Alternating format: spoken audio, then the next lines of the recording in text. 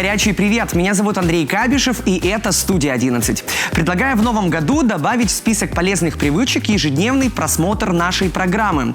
Потому что она, первое, поднимает настроение, второе, дает пищу для нашего ума, третье, делает вас частью большого сообщества людей, которые любят свой регион и хотят жить в нем максимально счастливо.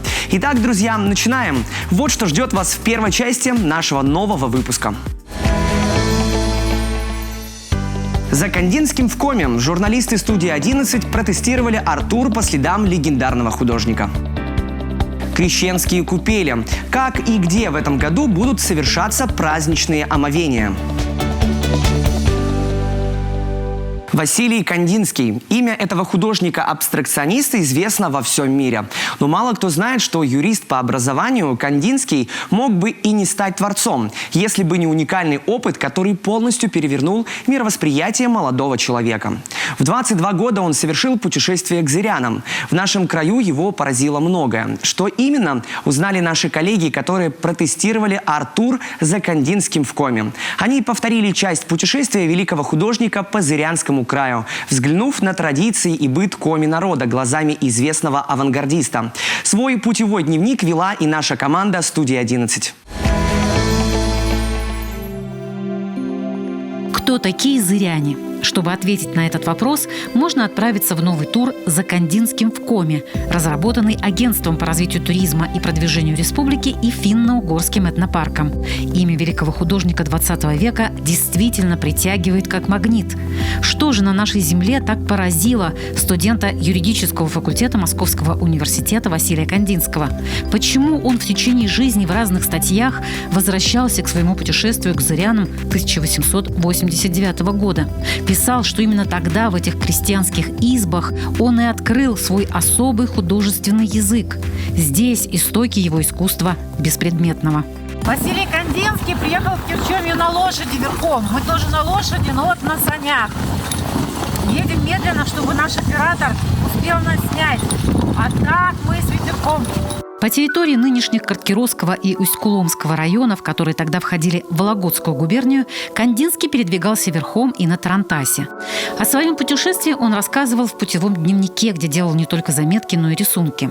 Кстати, каждый участник тура может вести свой личный дневник, делиться впечатлениями и даже почувствовать себя художником, раскрасив иллюстрации. Как говорят организаторы, это фишка нового маршрута. Ну а мы, журналисты, вооружились микрофонами и камерами. Утром заехали в Ульяновский монастырь. Там Кандинский тоже планировал побывать, но потом изменил свои планы. А уже в Кирчомье, прямо во время поездки на санях, мы спрашивали об истории старинного Коми села и о том, чем оно славится сегодня. У нас есть озеро Кадам. Конечно, есть повод приехать туда отдохнуть. Там турбаза очень отличная. У нас Кужагаш есть. Изюминка этого праздника – это соревнования на байдарках, которые сами жители Кирчомья делают. Сегодня жители села рассказывают и о Василии Кандинском, о том, как в Коми-домах его восхитили прялки и сундуки, украшенные самобытной верхневощегодской росписью. А это цитата уже из статьи художника. В этих необыкновенных избах я и повстречался впервые с тем чудом, которое стало впоследствии одним из элементов моих работ. Тут я выучился не глядеть на картину со стороны, а самому вращаться в картине, в ней жить. Вот еще подробности о путешествии Кандинского от местного краеведа Нины Самариной. Эта дочка с женой у этого хозяина пели песни ему. Вот эту песню до сих пор не нашли. Это очень интересно, какую же песню не пели. В гостях у Нины Ладыгиной мы пекли наливные шанги в русской печке. И тут во время разговора о родовом доме, дедах-прадедах у нас вновь возникла тема Кандинского. Сын хозяйки Арсений, когда учился в гимназии искусств при главе Коми, сделал этот рисунок о художнике и Кирчомье. Это, конечно же, наверное, вы всегда видите, тут хоровод женщин. Это уже про искусство наше, про творчество. И что его вдохновило на его хорошие творческие работы. Вместе с журналистами в тестовый тур отправился и художник-этнофутурист Юрий Лисовский. По его словам, в музеях Москвы он на самом деле увидел в картинах Василия Кандинского связь с зырянской землей. Кандинский увидел какую-то ту красоту, которую мы, по сути, не видим. Местные люди ходят и говорят, а что тут такого красивого? Мы в этом живем и ничему этого не удивляемся. А вот человек приезжает со стороны и говорит, да вы тут живете как в раю. У вас гармоничная природа, там река, лес, люди. И много не надо для счастья. Для счастья надо вот быть добрым человеком, помогать людям, как сказать, видеть красоту в окружающем мире, как говорится, ну и пытаться вот эту красоту еще воспроизвести. Юрий Лисовский – художественный редактор журнала «Арт». Это первое издание республики, которое открыло для нас Кандинского и Зырян в 2000 году. Много лет представители музеев и арт-сообщества мечтали о создании туристического маршрута, и вот такой тур появился. Он рассчитан на 4 дня. География путешествия – Иб, Сыктывкар, Ульяново, Усть-Кулом, Кирчомья. С одной стороны, здесь сыграла роль экономическая составляющая, потому что если рассматривать природный отдых в комплексе нашей республики, это получится достаточно дорогой продукт. А этот маршрут позволил сочетать в себе и посещение городских локаций, этнопарка с погружением в этническую составляющую. Здесь же, в Кирчоме, это совершенно нетронутая, так скажем, еще не избалованная туристами публика, и можно почерпнуть действительно аутентичную составляющую коми-культуры. «Я положительно влюблен в Зырян». Так вслед за Кандинским могут воскликнуть и участники нового тура, который претендует ни много ни мало на получение статуса национального туристского маршрута. В республике ждут экспертную комиссию, которую утверждает Федеральное министерство экономики. Статус национального означает, что маршрут имеет особое значение для развития внутреннего туризма России. Еще это знак качества, соответствия самым высоким требованиям уникальности, доступности и комфорта. Ну а мы с вами уже сейчас можем стать первопроходцами этого тура. Ждите новые репортажи в студии 11. И в продолжении праздничной православной темы. Совсем скоро крещение. В этом году в крещенских купаниях в Коми примут участие 11 тысяч человек, посчитали специалисты. Другие важные цифры и факты, касающиеся организации праздничных омовений, узнаем у Леонида Носова, главного государственного инспектора по маломерным судам Республики Коми. Леонид, здравствуйте. Да, добрый день. Вот сколько купелей будет организовано в этом году в Республике Коми? Будут ли новые места? Андрей, как вы традиционно сказали, у нас организовывается более 30 купелей ежегодно. В этом году, по информации с муниципальных образований, мы планируем к открытию 35 купелей. Ну и предполагаемое количество людей, которые посетят этот обряд, этот праздник крещения Господня, будет в районе 11 тысяч человек. Почему не стоит купаться, омываться в самодельных купелях? К чему может привести? Ну, в первую очередь, это небезопасно. Мы говорим о безопасности людей при принятии обряда этого. Вот. Это небезопасно. Во-первых, купель не оборудована. Можно проскользнуться, можно упасть вниз головой в воду, что, естественно, может привести и к травмам, ну и к каким-то летальным исходам. Поэтому мы всегда рекомендуем всем, кто хотят принять участие в купаниях крещенских, пользоваться только оборудованными купелями, где существуют настилы, есть места обогрева. Естественно, все купели обслуживаются спасателями, медиками. Все меры безопасности принимаются. Стоит ли приезжать на омывание с детьми? Никто не запрещает. Конечно же, и дети должны, если родители считают принять участие в купаниях, то, конечно, да. Не обязательно, чтобы ребенок окунался. Можно хотя бы просто ему окропить его святой водой. Вот. Ну, а если ребенок решил искупаться, то, естественно, перед этим его надо разогреть, чтобы он сделал зарядочку. Заходил в воду медленно, не резко, чтобы не было резкого переохлаждения. Ну и, естественно, под наблюдением взрослых родителей. Как правильно произвести окунание, чтобы не навредить своему здоровью? Есть ли какие-то четкие советы, инструкции, так скажем? В первую очередь, конечно, не рекомендуем делать окунание людям с хроническими заболеваниями. Это сердечные заболевания, заболевания дыхательных путей, различные хронические заболевания. Ну, а тот, кто решил принять эту процедуру, рекомендуем перед тем, как зайти, разогреться хотя бы минуту-две там размяться. За 2 часа до окунания не кушать. Естественно, не употреблять алкоголь. Ну и после процедуры окунания растереться полотенцем и выпить горячих напитков, чай, кофе, там, морс. К крещению готовятся во всех городах и районах Республики Коми. Этого праздника ждут люди разных профессий, разного возраста и разной судьбы. К примеру, в исправительных колониях региона тоже готовят крещенские купели. Давайте посмотрим, как это происходит. Подготовка к одному из главных христианских праздников началась во всех исправительных учреждениях региона. Где-то построены постоянные купели, где-то используют временные.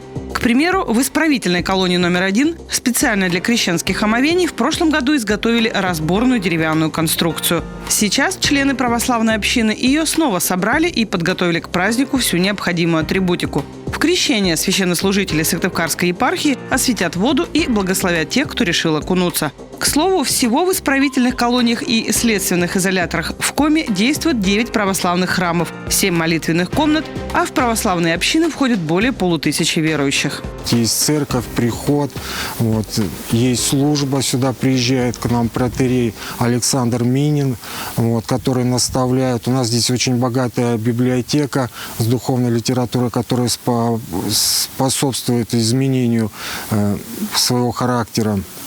Вот, стать на путь истинный, вот, тем самым и более того осознать, какую я могу в дальнейшем пользу приносить окружающим. Прервемся совсем ненадолго. Впереди много интересного. Дождитесь нашей встречи. Обещаю, она будет теплой.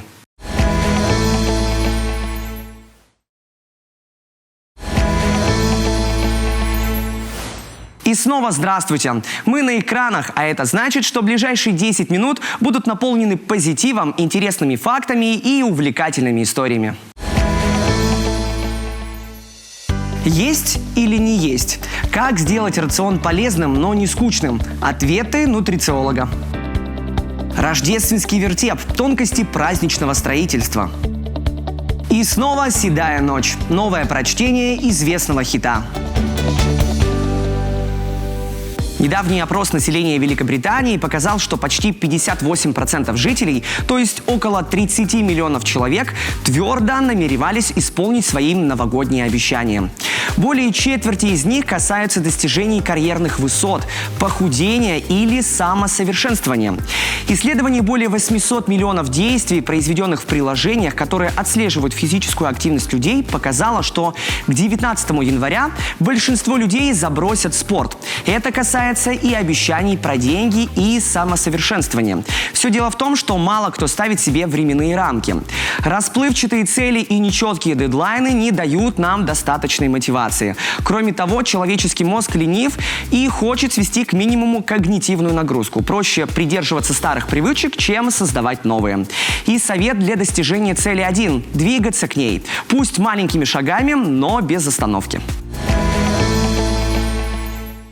Ну а сейчас мы попробуем помочь вам в достижении хотя бы одной цели – похудеть и начать вести здоровый образ жизни. Это обещание подбой курантов наверняка дали себе многие из наших земляков.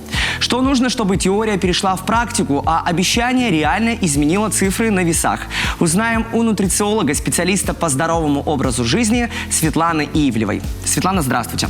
Здравствуйте. Что нужно сделать, чтобы похудеть, постройнеть? Самый, наверное, главный актуальный вопрос. С чего начать? Ну, на самом деле, каждый из нас давал обещание подбой курантов изменить жизнь к лучшему. У кого-то пить воду, либо бегать по утрам, или убрать лишние килограммы. Да, но зачастую вот эти обещания улетучиваются, да, и это происходит потому, что мы теряем мотивацию. Так вот, чтобы мотивацию не потерять, первое, что нужно сделать, это поставить цель. Они могут быть долгосрочные, краткосрочные. Например, долгосрочная цель, значит, я буду внедрять по одной привычке каждый месяц в течение года. Краткосрочная цель, я буду делать эту привычку в течение недели. Вот, значит, следующее, что нужно сделать, это больше двигаться, конечно. То есть сначала мы работаем с головой, да, сначала головой. Психикой, психологией, а потом уже уходим в тело. Все верно. Больше двигаться. И причем это не обязательно сейчас бежать покупать абонемент в фитнес-зал, да, достаточно просто больше ходить. То есть начинать с 3000 шагов, да, и заканчивать хотя бы 10 тысячами. То есть привести 10 тысяч там, к концу года. Вот. А дальше что можно сделать? Это окружение.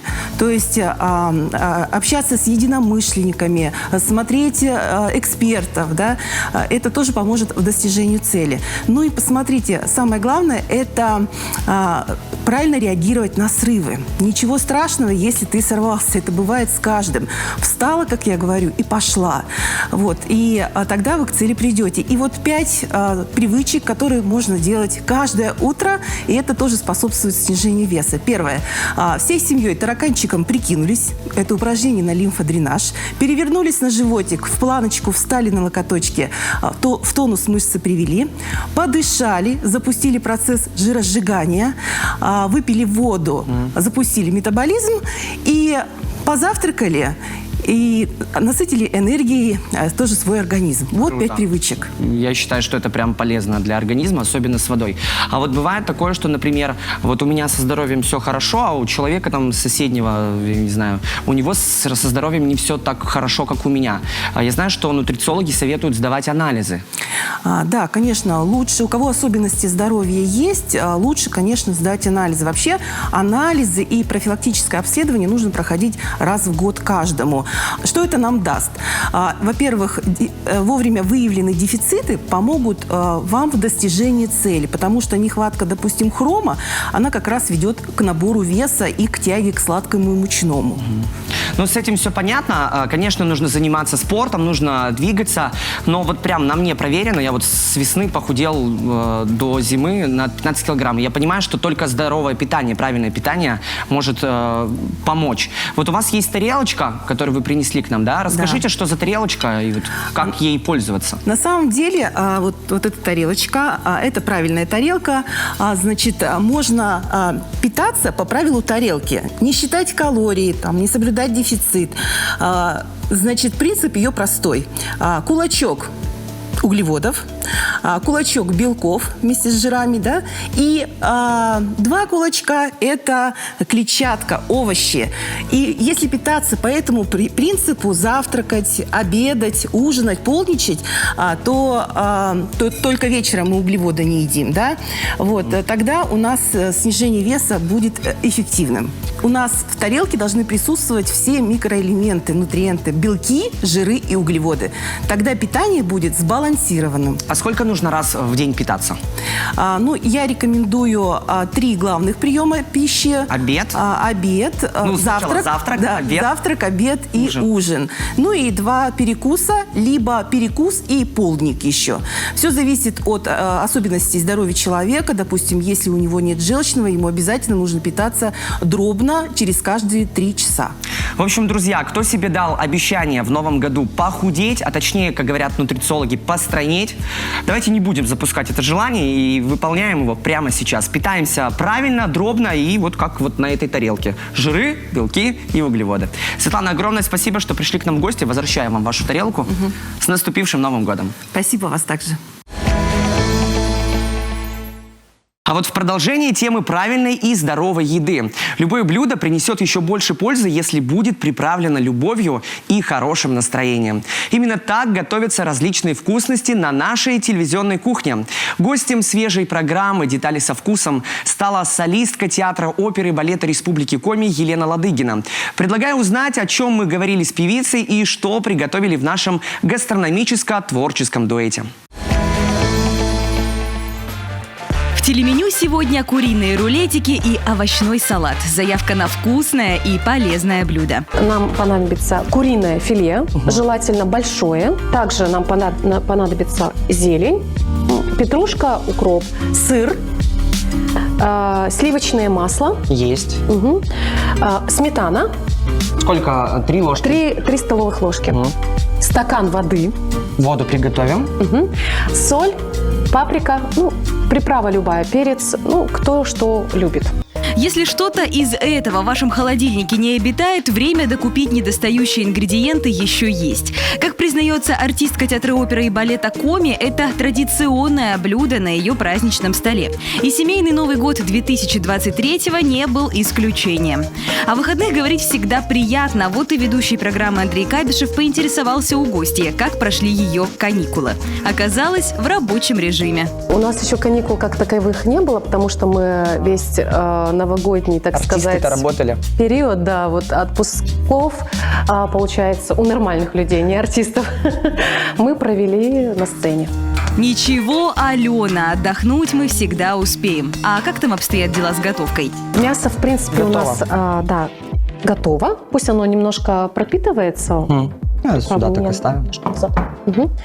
Так, теперь мы делаем заготовочку из сыра, да, сделаем, и нам нужно сливочное масло. Небольшой спойлер. В рамках этой программы можно не только насладиться гастрономическими видами, но еще и узнать историю творческого пути Алены Ладыгиной, некоторые закулисные тайны и, конечно, услышать, как она поет.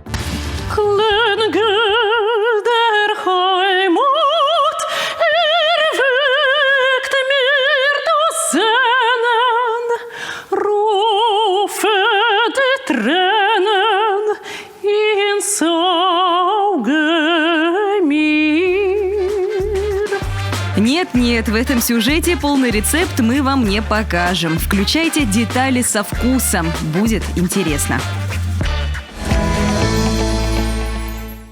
Слово «вертеп» со старославянского языка буквально переводилось как «пещера» и, что удивительно, «сад». Ну а в словаре православного человека это слово имеет еще одно особенное значение. На Рождество около храмов и церквей нередко можно увидеть снежные или даже ледяные композиции, которые отсылают к истории чуда рождения Иисуса Христа. Как строили праздничный вертеп около Троицы Стефана Ульяновского монастыря, узнаете из нашего сюжета. Рождество – это главный праздник всех христиан. История о том, как на свет появился Иисус Христос, знакома каждому верующему человеку. Произошло чудо рождения в Вифлееме, в маленькой пещерке, куда пастухи обычно загоняли скот. В память об этом к Рождеству во многих приходах и храмах строят вертепы – небольшие пещеры, как символ рождения Сына Божьего. Вертеп, для меня, для всех христиан, это соучастие в жизни Христа. Где родился вертеп? Ни гостиницы, ничего, он родился в вертепе. И мы, строя этот вертеп, посвящаемся этому процессу. И хотим, чтобы вот это впечатлило нас и дало нам ту радость, которую получил мир, когда в свет появился Иисус Христос. Вертеп в честь празднования Рождества в Свято-Троице-Стефановском монастыре строят рядом с храмом. Группа паломников из Сыктывкара начала работу за несколько дней до праздника. В этом году предрождественская неделя выдалась сильно морозной, отчего работать руками хочется как можно активнее. В бригаде строителей все друг друга знают, каждый год объединяются для благого дела. Они приезжают уже не первый год. Уже все здесь их знают, все знают, какой фронт работ, что будем делать. Тут даже просто уже ничего не говорят. Все, это, говорит, приехали наши главные строители делать вертеп. Вот. Вчера днем приехали, нас покормили, провели в корпус, думали, будем мерзнуть. Ничего, растопили все, жарко стало. За короткий световой день удается сделать снежную пещеру в чем-то похожую на ту, в яслях которой и родился Христос. Строить вертеп на территории Троицы Свято-Стефановского монастыря – удовольствие, говорят верующие, особенное. Вокруг храма, как и внутри него, царит безмятежное спокойствие и благодать. Глаз радуется красоте здешней природы, а легкие наполняются чистым зимним воздухом.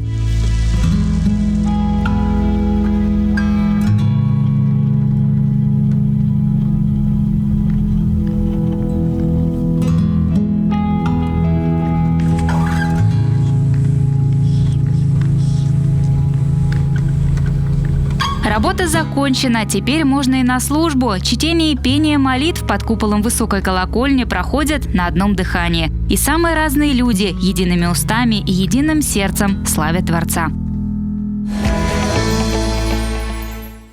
Юное дарование из Коми Инесса Янакий продолжает радовать поклонников необычным прочтением известных хитов. Предлагаю прямо сейчас оценить ее новый клип.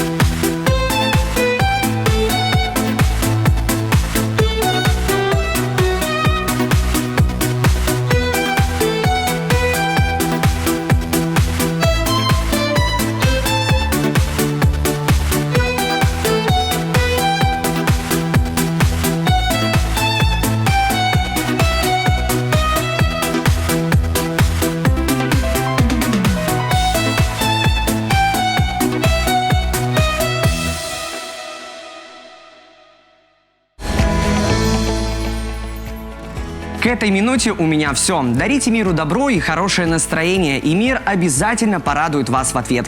В эфире была информационно-развлекательная программа «Студия 11». Меня зовут Андрей Кабишев. Увидимся. Пока-пока.